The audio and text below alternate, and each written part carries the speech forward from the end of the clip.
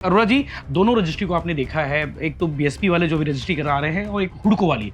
दोनों में फ़र्क कितना है? मतलब क्या कुछ परेशानी तो नहीं हो जाएगी फ्यूचर में सब कुछ चीज़ों को लेके? क्योंकि मुकर ना जाए। हाँ, मुकर ना जाए, क्योंकि पंजीयन होने के बाद ये दस्तावेज इतना प्रमाणित बन जाएगा कि हाई कोर्ट और सुप्रीम कोर्ट तक भी जाएंगे तो उस दस्तावेज में जो वैल्यू रहेगी। शर्तों का लिखा गया है, ये लीज डीड है, सेल डीड नहीं है। सेल डीडी है। ये बिल्कुल भूल में ना रहे कि सेल डीड है, ये हमारा हो गया, आपने पूरा- हमारा नहीं पूरा हुआ। अध्ययन किया आपने पूरा? पहले तो भिलाई के जितने लीज धारक है जी।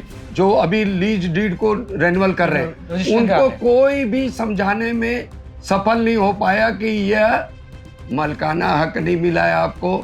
जीरो लिखा है। जीरो प्रतिफल की राशि का मतलब ये अभी होता की है रजिस्ट्री में जीरो लिखा क्या? जीरो लिखा। ठीक है, क्यों जीरो लिखा रहा है? हुडको में मालिक बन गए, मालिक बन गए। और ये जो है ये सिर्फ किराए पे हैं जो शर्तों के तहत है। पहले इन्होंने एक दो जन की रजिस्ट्री कैंसिल करने का दिया भी था, जी, वो स्टिक कोर्ट चले गए। वो कोर्ट गए, स्टे हो गया, क्योंकि वो 50 रुपए के बॉन्ड पेपर में था। ये मालिक कोई नहीं बन रहा, ठीक। ये सिर्फ किराएदार हैं और इंजॉय द प्रॉपर्टी है, जैसा कि उन्होंने कहा था। कहा। नमस्कार, जय जोहार, मैं यशवंत साहू। और जैसा कि आपको पता है कि भिलाई में इन दिनों क्या चल रहा है। भिलाई में इन दिनों बीएसपी लीज डीड रजिस्ट्री को लेकर एक विवाद की स्थिति है, बहस की स्थिति है। लोग अलग अलग अपनी अपनी बातें कर रहे हैं। फैक्चुअल बातें, कुछ चीज़ें समझ में आई लोगों को। हालांकि इसके लिए हेल्प डेस्क सेंटर बनाए गए हैं। नगर निगम के भिलाई के जो मेयर हैं नीरज पाल, उनकी ओर से भी और ओए वालों की ओर से भी हेल्प डेस्क सेंटर बनाए गए हैं।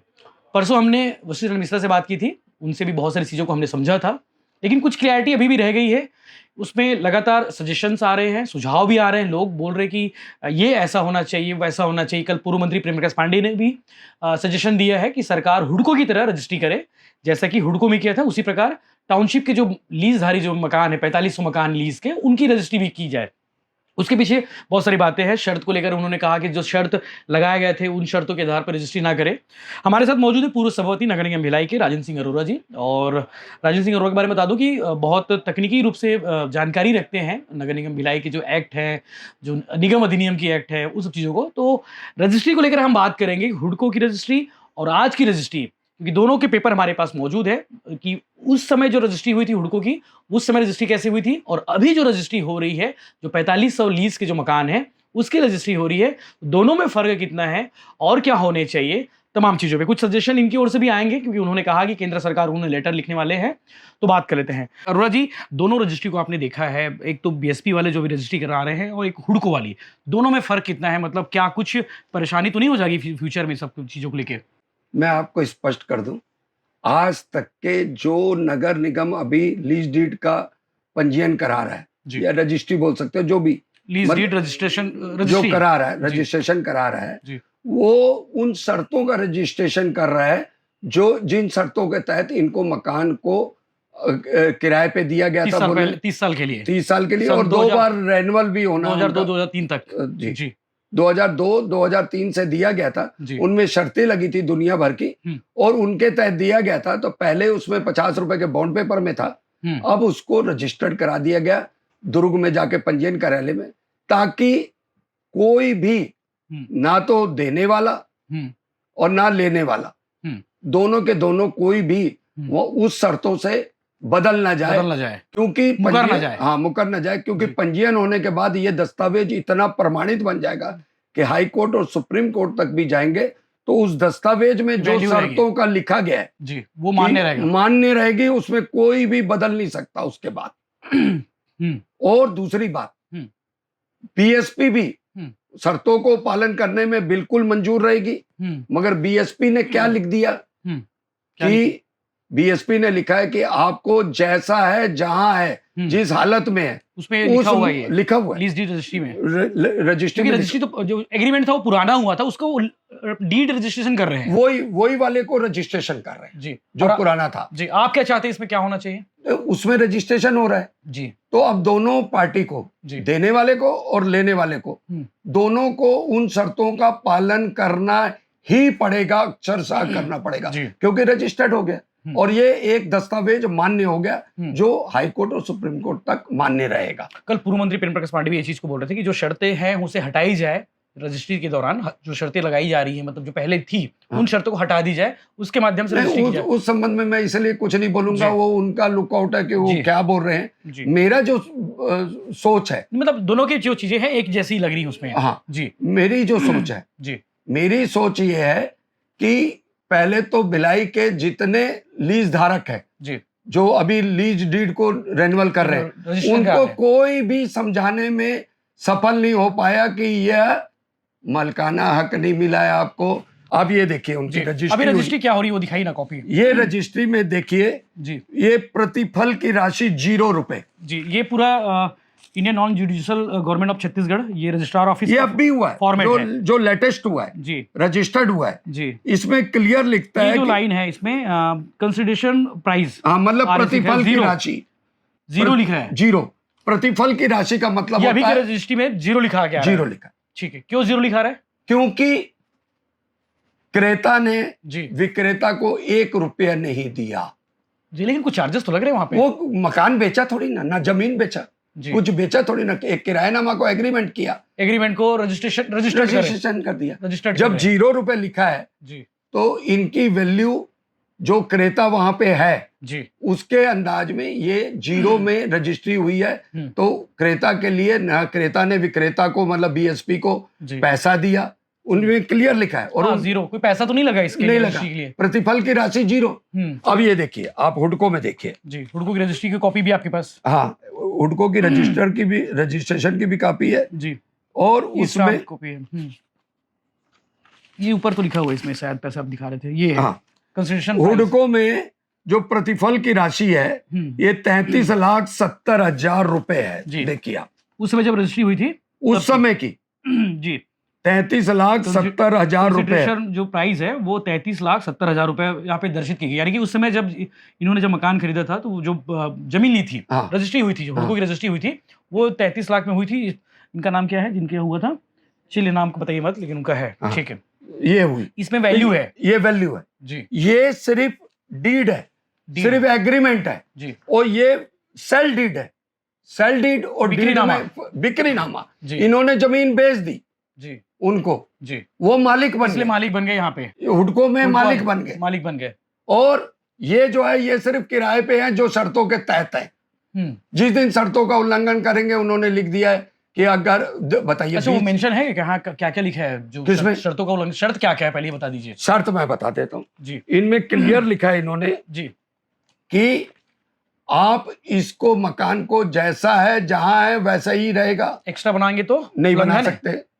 एक नल की टोटी भी हटा दिए तो नहीं, नल की टोटी की बात छोड़िए, ये जी। तो नॉर्मल चीज है। जी, एक ही एक्स्ट्रा बना लिए। मैं बता रहा हूँ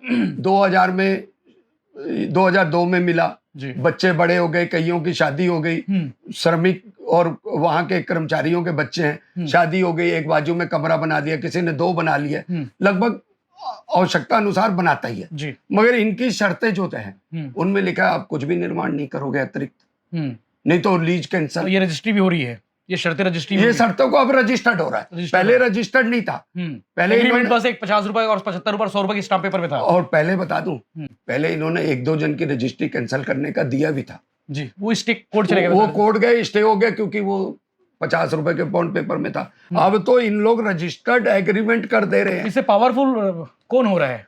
पावरफुल बीएसपी हो रहा है। लीजधारी नहीं, लीजधारी को तो शर्तों का पालन करना है।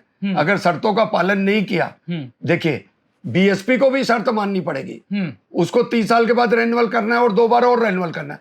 मगर 30 साल के बाद जब रेन्युअल करेगा ना, जैसे संपत्ति है जहां है 2000 और स्क्वायर फीट में मकान शर्तों था को उतना ही रखना पड़ेगा, उतना ही रखना पड़ेगा। 2,500-3,000 रुपए नहीं करना है, 2,500 स्क्वायर फीट नहीं करना है। जैसे अगर एक्स्ट्रा दिख गया तो फिर वो लोग रोक सकते हैं, रिन्यूअल में उनका दिक्कत हो शर्तों जाएगी। का पालन नहीं हुआ, रिन्यूअल में दिक्कत हो सकती है। हाँ, रेन्युअल में दिक्कत हो सकती है। ये लेकिन उसका भी BSP समाधान होगा ना, कोई कोर्ट का रास्ता। अभी हालांकि बोल रहे हैं कि नियमितीकरण की बात होने वाली है, देखिए इससे नियमितीकरण का- भविष्य में क्या होगा, हम तो चाहते हैं भिलाई के कर्मचारियों को फ्री होल्ड हो जाए। हम हमारे चाहने से नहीं होगा, हम बात कर रहे हैं आज की। लेकिन कुछ एक्ट में प्रावधान है, बता रहे थे कि 1956 एक्ट जो लागू होता है भिलाई नगर निगम में, वो भी तो है ना। 96 जो एक्ट है ना, जी, वो लागू होता है कि किस में लागू होता है? वो कहाँ पे एक्ट, होता है? वो एक्ट नगर पालिका लागू निगम होता है- अधिनियम नहीं, क्षेत्र में। मैं बताता हूँ, बीएसपी क्षेत्र में संपत्ति कर पटा रही है ना वो, हाँ, बीएसपी निगम को दे रहा है टैक्स। दे रही है। ये 1956 एक्ट है, 70 दे रही है। उसकी रजिस्ट्री में भी लिखा है आपको जो भी टैक्स लगेगा, शासन का भी कोई कर लगेगा तो आपको पटाना है। इसका मतलब उन्होंने नगर निगम एक्ट के अनुसार इनके लीज डीड में वो क्लास डाल दी कि आपको पटाना है, टैक्स देना पड़ेगा, जो उनको लगता है देना पड़ेगा। मगर नियमितीकरण नगर निगम नहीं कर सकता क्योंकि जमीन उनकी है, बीएसपी की, और बीएसपी की जमीन के बीच में जाकर ये लोग नियमितीकरण कैसे करेंगे? इनकी तो जमीन ही नहीं है, वो नगर निगम की जमीन नहीं है आज की डेट में। मालिकाना हक किसका है? बीएसपी का। ये डीड के बाद भी मालिकाना हक किसका है? बीएसपी का। और हुडको के लीज सेल डीड के बाद मालिकाना हक किसका है? भविष्य में कुछ हो सकता है। सुनिए एक सेकंड। और जो आपका हुडको की रजिस्ट्री सेल डीड के बाद मालिकाना हक किसका हुआ? जो लिया है, जो मालिक है, जो उसको खरीदा है, उसका हक हुआ। यहाँ इनका हक बिल्कुल नहीं है। ठीक है, सिर्फ शर्तों के तहत इनको रहना है। शर्त बताइए ना, क्या क्या शर्तें हैं शर्तों में? ये देखिए जी, इसमें क्लियर लिखता है। ये कौन सा पॉइंट नंबर है? ये टोटल कितनी शर्त है इसमें? मतलब जी बहुत शर्तें हैं, 12-13 शर्तें हैं इसमें। देखिए इन्होंने ये दे दिया। अच्छा एक बात और बता दूं जी, यशवंत जी, जब ये लोन लेने भी जाएंगे ना, ये चीज इनकी नहीं है, जीरो में है। हाँ, रजिस्ट्री जीरो में है। आपने कुछ पैसा नहीं दिया। जब लोन देता है बैंक तो वैल्यूएशन निकालता है, वो भी खुद की प्रॉपर्टी का निकालता है।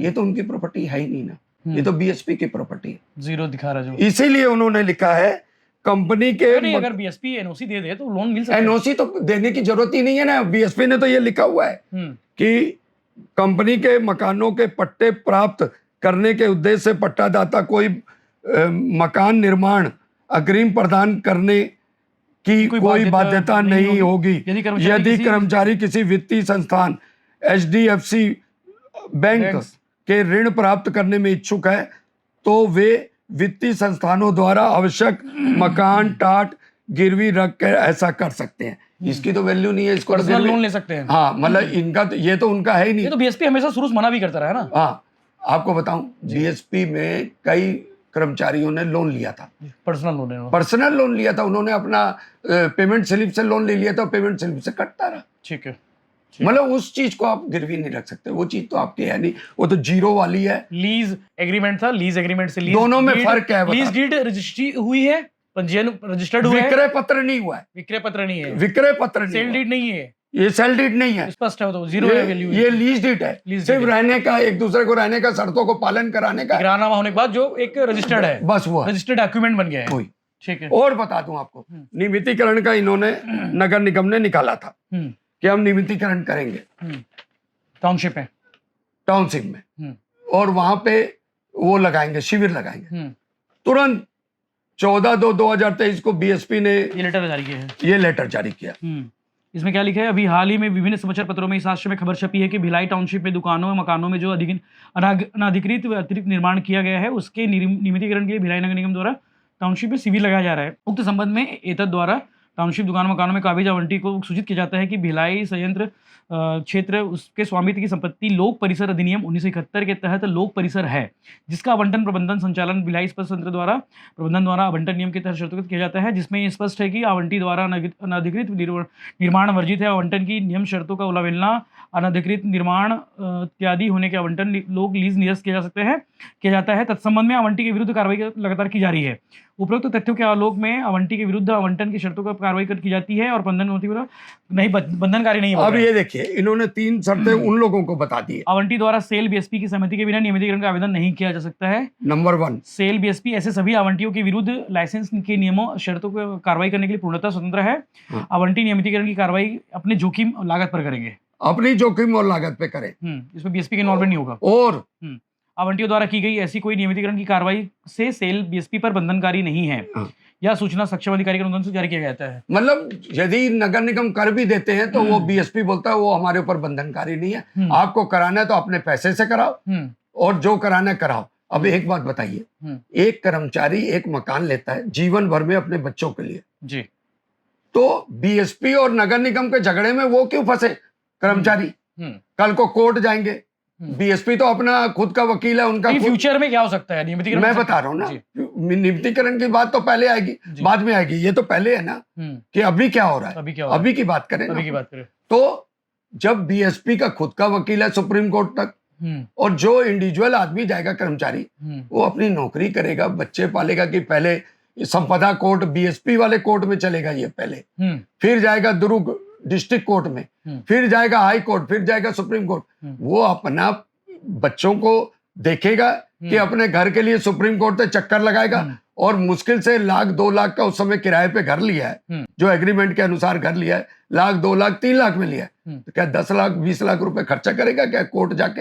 ये बात सोचने की है। और नियमितीकरण की बात है, नियमितीकरण वो जो संस्था है बीएसपी, उसमें 1971 लागू होता है कंपनी नियम, और ये है 1971। इसमें क्लियर लिखा है कि उनकी जो संपत्ति है, उनकी स्वामित्व की जो संपत्ति है, उसका उपयोग करेगा, उपभोग करेगा, वो जैसा चाहेगा वैसा करेगा। उनकी संपत्ति में नगर निगम दखल नहीं दे सकता, एक लाइन है, नहीं दे सकता। लेकिन वहां पे वो नगर पालिक निगम अधिनियम 1956 की जो चीजें हैं, धारा मैं बोल रहा हूँ ना, वो सिर्फ टैक्स लेते हैं जी। और यदि उनको कोई बीएसपी भी अगर एक्स्ट्रा निर्माण करता है तो टैक्स तो परमिशन तो निगम से ही लेते हैं ना। पहले सुनिए ना जी, जब उनकी शर्तों में लिख दिया कि आप एक्स्ट्रा एक नहीं बनाओगे, तो रजिस्टर्ड हो गया, वो रजिस्टर्ड हो गया। और नगर निगम कौन होता है उसको, अच्छा उसको कौन करेगा, वहां पे मांगेगा कौन बिल्डिंग परमिशन? संपत्ति तो बीएसपी की है, इंडिविजुअल वो आदमी कैसे मांगेगा? मान लो कोई ए व्यक्ति ने लिया, तो ए व्यक्ति आके कैसे दे देगा? उसके बाद डॉक्यूमेंट ही क्या है, मालिकाना हक बीएसपी का है, बीएसपी जाने ना, ठीक है। वो आदमी की रजिस्ट्री शून्य है, जब प्रतिफल शून्य। उस दिन मेरी बात हुई बंछोड़ साहब से, बात हुई जो ए के प्रेसिडेंट है, उनका कहना था कि इस पर हम फ्यूचर में बात करेंगे। मेयर साहब ने भी कहा है कि बात होगी, विधायक जी ने भी कहा है बात होगी इस पे। भविष्य बहुत धन्यवाद है, भविष्य के को लेके चल रहे हैं, वो बात नहीं, मैं वर्तमान को लेके चल रहा हूँ कि आज की डेट में क्या होगा। लीजधारी को तो किन बातों को ध्यान रखना चाहिए, क्या करना चाहिए उनको? सीधी बात है, लीजधारी को हर शर्तों का पालन करना पड़ेगा। ये वो होने रजिस्टर्ड होने के बाद, पहले नहीं भी करते थे तो 11 महीने के बाद वो वैसे भी लैप्स थी, तो लोगों को स्टे तुरंत मिल जाता था, कोई भी जाता था स्टे। 5-7 स्टे मेरे अंदाज में है जी, मैं उसके पेपर भी पहुंचा दूंगा आपको जी। और अब तो रजिस्टर्ड कर दिया उन्होंने। अब तो हमारे कर्मचारी जो बीएसपी के, मैं आपको बता दूं, मैं सन 62 से सेक्टर में रहा हूं, और सेक्टर 4 में भी रहा हूं, इधर भी रहा हूं, सेक्टर 2 में भी। मेरा कहना यह है, वो कर्मचारियों को जिन्होंने ये किया है उसको अक्षरशः शर्तों का पालन करना पड़ेगा, और बीएसपी को भी करना पड़ेगा। मगर बीएसपी का सिर्फ एक ही पालन करना है, अगर किसी का घर उसकी शर्तों का उल्लंघन अगर हो गया तो बीएसपी कर सकती है, मैं करेगी नहीं बोलता हूं, कर सकती है कि जैसा था वैसा ही मकान रहेगा, तो मैं 30 साल की लीज को आगे बढ़ाऊंगा, वरना वैसा करके आओ। ये मेंशन है शर्तों में ये तो है ना, अतिरिक्त निर्माण नहीं करोगे नहीं तो आपका निरस्त कर दिया जाएगा। और बताओ, एक्स्ट्रा कमरा बना लिया तो फिर अच्छा, आपने अध्यक्ष जी का नाम लिया, बंछोड़ जी का जी। मैं बंछोड़ जी से एक ही निवेदन करता हूँ, एक निवेदन जी। आप आज जो एग्रीमेंट को रजिस्टर्ड कर रहे हैं, वो तो पुराने वाले घर का कर रहे हैं जो 2 कमरे लगे थे। मौजूदा जो घर बना है उसका करना चाहिए। और जो उन्होंने बढ़ा लिया है, हमारे कर्मचारियों ने अपने परिवार के को देखते हुए, परिवार जो परेशानी को देखते हुए बढ़ा दिया, अगर आप उसको भी साथ में रजिस्टर्ड करवा दें, उसको भी साथ ही में रजिस्टर्ड में करा दें, तो मैं खुद आपका आभारी रहूंगा। ठीक है, लेटर लिखेंगे इसके लिए सेंट्रल को क्यों, मैं बंछोड़ जी को लिखूंगा ना, बंछोड़ जी बोल रहे हैं, और मुख्यमंत्री जी को लिखूंगा। मुख्यमंत्री जी हमारे बहुत अच्छे हैं, वो हर जगह ध्यान देते हैं, और बंछोड़ मामले में उनकी दखल भी रही, मुख्यमंत्री की दखल रही। ये तो सीधी सी बात है, एग्रीमेंट तो होना ही है जी। कोई भी चीज आप खरीदो, मैं खरीदूं, एक गाय भैंस भी खरीद लेंगे ना, तो अगर हमको विश्वास नहीं होगा तो हम जाके एग्रीमेंट करा लेंगे। वही हुआ था, अब रजिस्टर्ड हो रहा है, रजिस्टर्ड हो गया, मतलब हम लोग बाध्य हो गए उसको मानने के लिए। अगर बंछोड़ जी,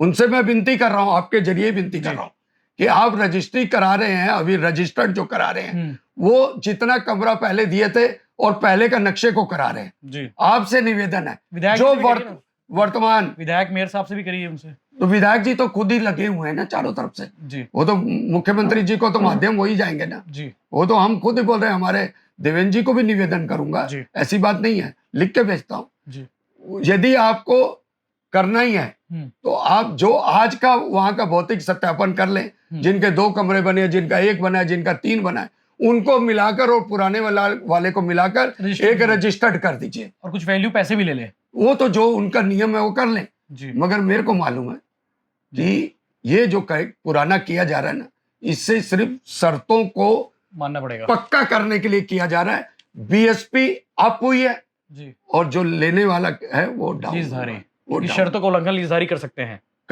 लीजधारी एक कमरा बनाए तो बोले उनके पास उनके लिए भी तो पावरफुल रहेगा ना, मतलब रजिस्टर्ड हो गई चीजें, दस्तावेज रजिस्टर्ड हो गए, उनको भी तो पावर कुछ तो बताइए बीएसपी क्या गलत करेगी? बीएसपी को भी मानना पड़ेगा 30-30 साल के लीज, मगर वो शर्तों के अनुसार यदि मकान 30 साल बाद रहेगा, अब 7 साल बचे, 30 साल बाद रहेगा, तो वो देखने तो आएगी ना, देखने तो आएगी ना उस चीज को, और देखने आएगी 2 कमरे बने, 3 कमरे बने, रजिस्ट्री का उल्लंघन हो गया, तब क्या करेंगे? और रजिस्टर्ड तब तक नेता लोग नियमितीकरण का फॉर्मेट ले आएंगे हमारे। वो जब नियमितीकरण का आ जाए, देखिए हम तो चाहते हैं, हम भिलाई में पैदा हुए, 1952 में आए, 55 से यहाँ आके बसे हुए हैं। हम चाहते हैं यहाँ के कर्मचारियों का, अधिकारियों का भला हो, सब लोगों को छत मिले, लेकिन ऐसा ना हो कि एक एक केस के लिए कोर्ट के चक्कर काटने पड़े। इसीलिए ये था कि ये नियमितीकरण जैसे ही इन्होंने नियमितीकरण नहीं, रजिस्टर्ड किया जी, ये लीज डीड है, सेल डीड नहीं है, सेल डीड है। ये बिल्कुल भूल में ना रहे कि सेल डीड है, ये हमारा हो गया, हमारा नहीं हुआ। अध्ययन किया आपने दोनों चीजों को, पूरा चीज अध्ययन है, पूरे डॉक्यूमेंट है। अगर इसके बाद भी कोई बोलता है, भविष्य को भी आंक ली कि क्या हो सकता है, भाप लिए हो, भाप लिया पूरा। यदि नियमितीकरण 7 साल तक नहीं हुआ, 7 साल, ये 7 साल कंप्लीट होने वाले हैं। हाँ, ये बीएसपी ने अपनी पकड़ मजबूत करने के लिए ये एग्रीमेंट को रजिस्टर्ड कराया है। ये लीज डीड है, नॉट सेल डीड।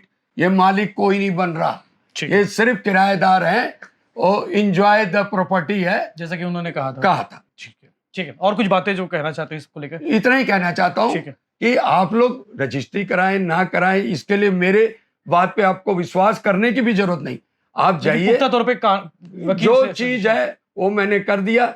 आप जाके किसी अच्छे समझदार विधि विभाग नहीं, और बाहर में आपके हैं, दुर्ग में 50-100 वकील बैठते हैं।